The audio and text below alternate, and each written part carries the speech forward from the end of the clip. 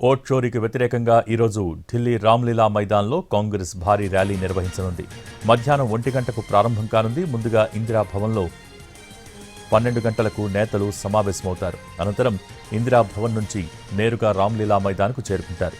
Vote చోరీకి వ్యతిరేకంగా 5.5 కోట్ల మంది సంతకాలు సేకరించింది కాంగ్రెస్ పార్టీ.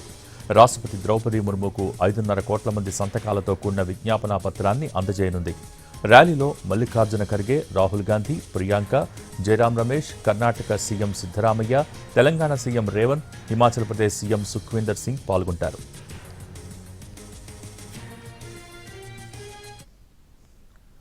ముఖ్యమంత్రి రేవంత్ రెడ్డి ఢిల్లీ పర్యటనలో ఉన్నారు. ఈరోజు రామ్లీలా మైదాన్లో జరిగే ఓట్ చోరీ యాత్రలో పాల్గొంటారు. ముందుగా ఇందిరా భవన్లో మధ్యాహ్నం 12 గంటలకు జరిగే సమావేశానికి హాజరవుతారు. సమావేశం తర్వాత అక్కడి నుంచి బయలుదేరి రామ్లీలా మైదాన్కు చేరుకుంటారు.